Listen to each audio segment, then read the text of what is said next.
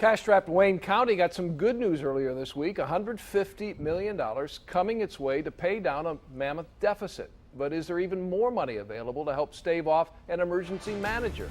7 investigator Ross Jones has details tonight from a very tense county meeting. Ross? That's right, Dave. This controversy involves tens of millions of dollars in the county and just who controls them. For more than 90 minutes today, top officials sparred, argued, and sometimes took pot shots at one another and came to no agreement. We don't agree with you. You don't agree with us. A turf war broke out in Wayne County's Guardian building today, with the county treasurer's office squaring off against the county's auditor general. At the center of the fight, who controls $38 million from the county's delinquent tax revolving fund, a complicated but important revenue stream for the county that works like this.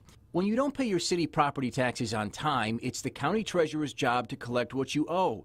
His office borrows money from lenders to pay your bill to the city, then the treasurer goes after your back taxes, adding on interest, penalties, and fees, all considered profit that goes into the revolving fund. Because times have been so tough the last several years in Wayne County, tax delinquencies have been on the rise, and the fund has been growing. To help bring down the county's huge deficit, CEO Bob Vacano wanted to use $82 million from that fund to close the big gap.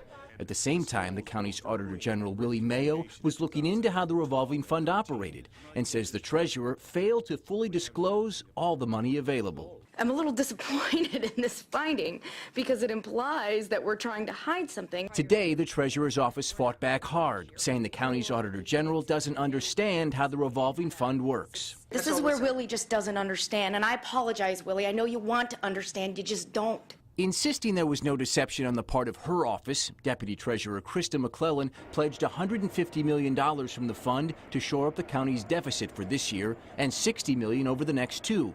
It is much more than was originally on the table, and today she said that's because her office thought they needed to keep cash reserves on hand as collateral.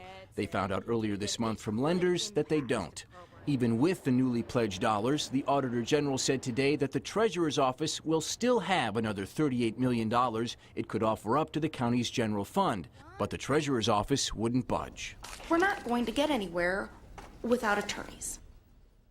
That was about the only thing both sides did agree on today, that they'll seek a legal opinion to figure out just what to do with that $38 million.